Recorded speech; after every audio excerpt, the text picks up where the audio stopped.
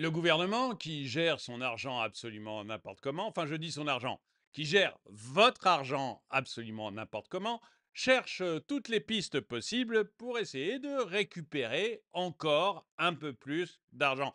Et il y a une piste qui lui plaît bien, c'est celle des entreprises qui, elles, gèrent correctement. En fait, lui, incapable de gérer un budget depuis plus de 40 ans, depuis maintenant presque 50 ans, cet État en veut beaucoup à ces entreprises qui, elles, savent parfaitement gérer, distribuent des dividendes à leurs actionnaires, ont des comptes bénéficiaires et parfois rachètent des actions. Et ce rachat d'actions, eh bien, ça semble à l'État une manne sur laquelle il pourrait essayer d'extirper encore un petit peu plus d'argent.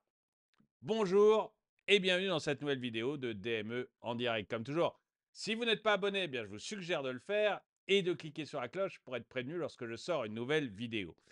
Oui, on a un État qui cherche partout, partout, partout où est-ce qu'il pourrait piquer encore un peu plus de fric. Cet État, c'est l'État qui impose le plus au monde. C'est l'État qui impose le plus au monde. Mais cet argent ne lui suffit pas. Il est devenu obèse, il ne gère absolument plus rien. Les déficits, les dépenses partent dans tous les sens. Le déficit de 2023 qui était prévu à 4,9 est à 5,5. Celui de 2024 qui était prévu à 4,4 devrait être supérieur à 5%. On ne gère plus rien. L'an dernier, en 2023, le président avait dit qu'on baisserait le nombre de fonctionnaires de 130 000. Le résultat, c'est qu'on l'a augmenté de plus de 60 000. On ne gère plus rien. La machine a échappé à ses maîtres. Et en fait, eh bien, on a juste un État qui essaye de piquer tout le fric qu'il peut, tout le fric qu'il trouvera, pour essayer de tenir au moins jusqu'aux prochaines élections. L'horizon de vision de l'État aujourd'hui, du gouvernement aujourd'hui, c'est les prochaines élections. On va essayer de tenir jusqu'à juin, et puis quand on sera en juin, après les européennes, eh ben on essaiera de tenir jusqu'à 2027, jusqu'aux élections présidentielles pour refaire élire l'un des leurs. Et puis, lui, eh ben, il se retrouvera dans la même situation et il faudra essayer de tenir jusqu'au truc sur... En fait, il n'y a plus aucun contrôle. Mais bref, je digresse peut-être trop pour certains d'entre vous. Donc, on va revenir exactement à ce qu'on se disait, c'est-à-dire que cette nouvelle idée qu'a le gouvernement de pouvoir taxer les rachats d'actions.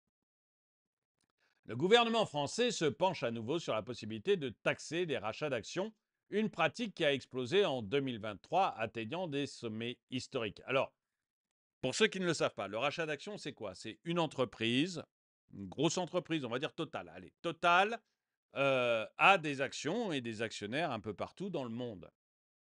Et Total a beaucoup d'argent, parce qu'il gagne de l'argent, il gagne beaucoup d'argent un peu partout dans le monde. Total a deux choix, enfin il a trois choix avec cet argent. Il peut l'investir, mais actuellement il y a peu d'investissements dans le pétrole parce que tout le monde nous dit que ce n'est pas un truc d'avenir. Vous verrez qu'il y aura encore de l'avenir, enfin vous verrez du pétrole tout le reste de votre vie, ne vous inquiétez pas. Mais bon, donc il y a peu d'investissements actuellement dans le pétrole. Deuxième possibilité pour Total, c'est de verser des dividendes à ses actionnaires, mais c'est très imposé. Donc voilà, mais c'est une possibilité pour lui de verser des dividendes à ses actionnaires. Et la troisième possibilité, c'est de racheter ses propres actions. C'est-à-dire que Total a, évidemment, ce n'est pas le vrai chiffre, mais mettons 1 million d'actions. Donc voilà, et il va dire à ses actionnaires, écoutez, je vais racheter 50 000 actions. Voilà. Et donc ces actionnaires ont le choix ou non de vendre leurs actions à Total. Ils paieront, eux, un impôt sur le bénéfice qu'ils auront fait sur les actions. Et Total, lui, rachète ses actions. Et puis, au bout d'un moment, Total va annuler les actions qu'il a rachetées. C'est-à-dire que purement et simplement, il dit, hop, ça n'existe plus, ces 50 000 actions ont disparu et je n'ai plus 1 million d'actions, je n'en ai plus que 950 000. Le résultat, c'est que généralement, ça permet d'augmenter la valeur des actions des actionnaires, en fait. Puisque vous aviez Total qui avait 1 million d'actions et qui valait 1 milliard d'euros. Et ce pas les bons chiffres, hein, c'est juste pour vous donner une idée. Total valait 1 milliard d'euros, il y avait 1 million d'actions.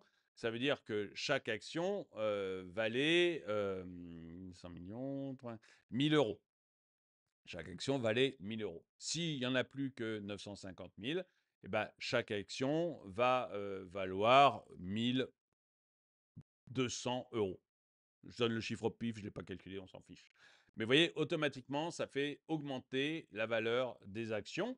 Tant que l'actionnaire ne vend pas, bon, bah, il ne paiera pas d'impôt dessus. Et puis, quand il vendra, il paiera un impôt sur le bénéfice qu'il a fait. Donc, de toute manière, l'État s'y retrouvera au moment où l'actionnaire vendra, mais il ne s'y trouve pas, puisque la valeur de l'action aura mathématiquement augmenté. Donc, l'État s'y retrouvera à ce moment-là. Mais ce qui le chiffonne, c'est que ces rachats d'actions commencent à remplacer beaucoup des dividendes. Et du coup, il aimerait pouvoir toucher autant que sur les dividendes et l'année même, etc. Parce que lui, l'État n'a aucune patience et ce qu'il veut, c'est gagner tout de suite des gros sous. Cette mesure, évoquée par le Premier ministre Gabriel Attal, vise principalement les grandes entreprises qui, au lieu d'investir et d'améliorer la rémunération de leurs salariés, préfèrent racheter leurs propres actions pour augmenter leur valeur boursière. Donc c'est le mécanisme dont je vous ai parlé. Alors même chose, vous voyez, améliorer la rémunération de leurs salariés. Moi, je veux bien qu'on me dise, il faut que Total ou il faut qu'LVMH améliore la rémunération de leurs salariés. Franchement, les salariés de Total, ils sont pas mal, hein. Les salariés d'LVMH non plus, hein. J'ai fait des vidéos à ce sujet-là, mais j'ai plus les chiffres en tête parce que c'est des vidéos qui datent maintenant de 6-8 mois. Donc c'est un petit peu vieux, mais Total, vous avez quelqu'un qui bosse dans une raffinerie chez Total, va toucher 4 500 euros par mois. C'est vachement correct pour un ouvrier, 4 500 euros par mois. Et il va en plus toucher des primes d'intéressement et de participation qui sont des grosses, grosses primes chez LVMH. Alors, je vous le dis de tête, hein, je peux me tromper. Je peux me tromper sur LVMH, mais de tête, la prime la plus basse d'intéressement-participation est aux alentours de 25 000 euros. Donc, augmenter la rémunération des salariés, vous voyez bien que. Enfin, je connais pas de salariés d'LVMH qui râlent. Voilà, j'avais même fait une vidéo à un moment pour parler en mal de Bernard Arnault et des salariés d'LVMH, des petites mains, des gens qui font de la couture pour LVMH et des parents de personnes qui font de la couture pour LVMH m'avaient envoyé des mails pour me dire que non, ils étaient super contents de Bernard Arnault comme patron parce que eux ou leurs filles, en l'occurrence, étaient très bien payés, très bien valorisés et étaient super contents de leur job. Donc, vous voyez, il y a un moment, augmenter la rémunération des salariés, je suis désolé, elle est très bonne dans ces grands groupes, la rémunération des salariés, leurs conditions de travail sont très bonnes, leurs CE sont très bons. Il faut arrêter l'image d'Épinal qui voudrait qu'un salarié d'un grand groupe vive un enfer. Non, c'est plus dans les petites sociétés, dans les PME, où c'est compliqué financièrement parce que l'entreprise n'a pas beaucoup d'argent. Mais dans les grands groupes, les salariés sont généralement extrêmement bien traités.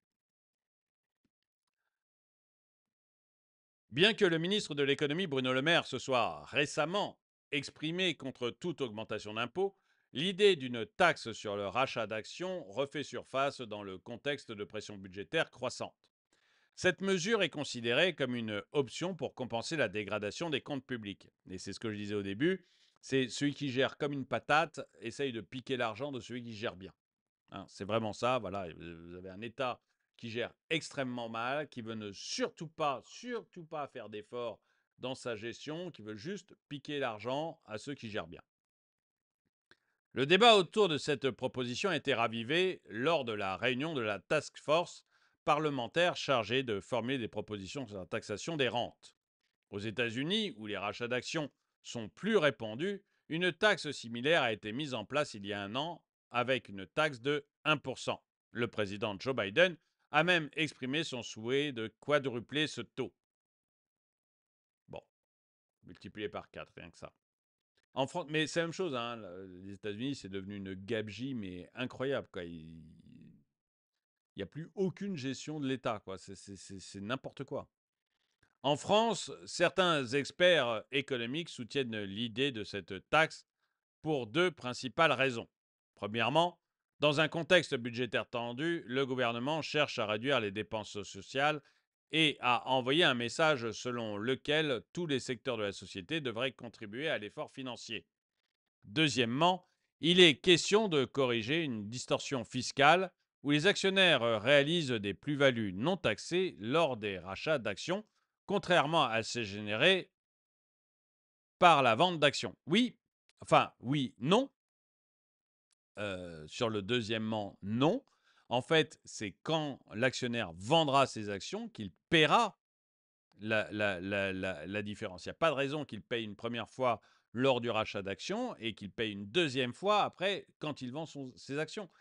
Il paiera la plus-value quand il vendra ses actions. Et tant qu'il n'a pas vendu ses actions, il n'est pas du tout certain de faire la moindre plus-value. Ce n'est pas parce que votre titre en bourse augmente de 1% le lundi que le vendredi, il aura toujours cette augmentation. Les titres, ils fluctuent, ils peuvent augmenter et baisser. Donc ce deuxième argument est ridicule et doit être donné probablement par des économistes plus idéologues socialistes que de vrais économistes, parce que sinon il serait qu'il n'y a pas du tout une plus-value faite par l'actionnaire au moment du rachat d'actions, il y a une possibilité de plus-value qu'il ne se concrétise que lorsqu'il y a la vente des actions.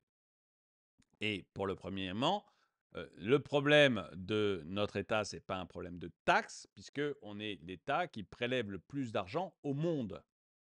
Au monde. Le problème, c'est qu'on a un État obèse qui n'est plus du tout géré.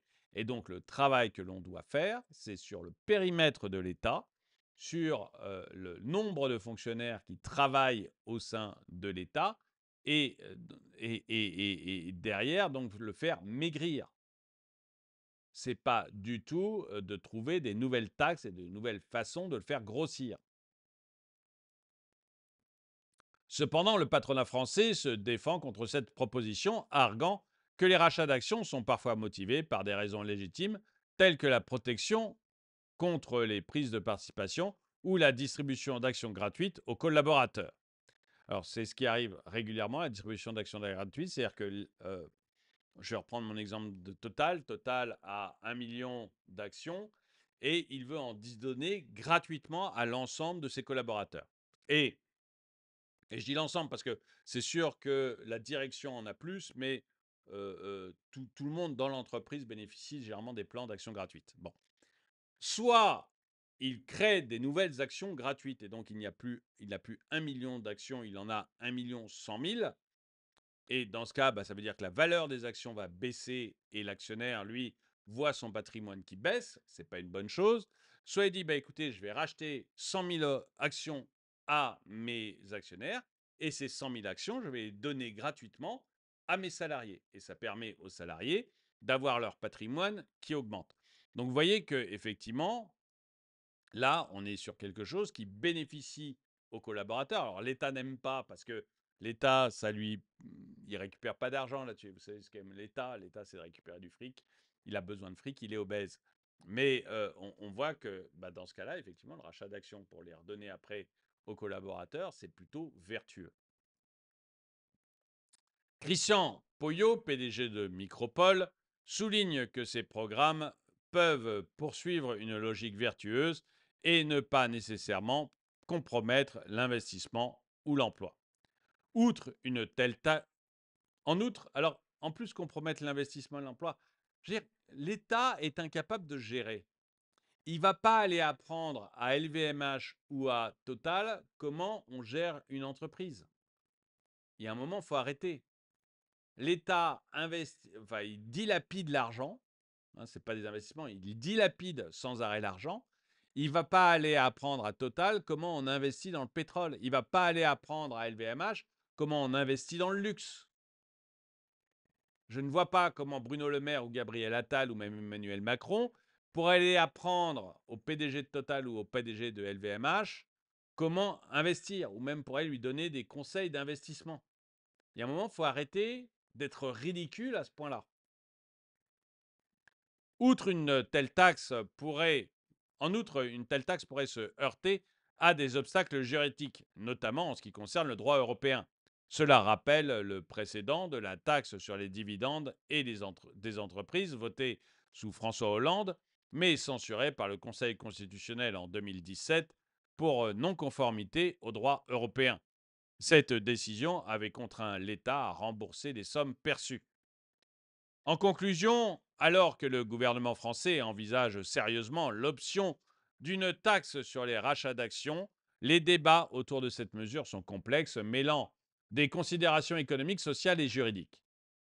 Il reste à voir comment cette proposition évoluera dans les mois à venir et si elle réussira à surmonter les obstacles potentiels sur son chemin vers la mise en œuvre. Et j'aimerais bien savoir ce que vous en pensez. Est-ce que vous pensez qu'en fait, oui, il faut aller taxer les entreprises, aller taxer les actionnaires parce qu'ils sont méchants ou pour d'autres raisons plus louables, mais il faut les taxer eux? Ou est-ce que vous êtes d'accord avec moi pour dire qu'en fait, non, le problème, c'est pas la taxe. La taxe et l'impôt, la France le fait déjà, est déjà le recordman du monde de la taxe et de l'impôt. Donc, il faut arrêter de ça. Ce qu'il faut faire maintenant, c'est travailler sur le périmètre de l'État, travailler sur le nombre de fonctionnaires, travailler sur ce que doit faire l'État et ce qu'il ne doit pas faire, travailler sur les services qu'il doit fournir et ceux qu'il n'a pas à fournir au public. Et à partir de là, on aura un État plus maigre, plus athlétique, qui arrivera peut-être à nous mener vers des choses un petit peu meilleures. Je cite comme ça de tête, j'en passe juste une seconde, la Suisse, le canton de Genève vient de sortir ses comptes et comme la plupart des cantons suisses, il est excédentaire de 5%. Voilà, donc vous voyez qu'un budget à l'équilibre, c'est faisable et c'est pas parce que vous avez un budget à l'équilibre ou excédentaire que votre population devient pauvre. Merci d'avoir regardé cette vidéo, mettez-lui un pouce vers le haut, commentez-la, partagez-la. Merci à tous ceux qui soutiennent la chaîne et moi je vous dis à très bientôt.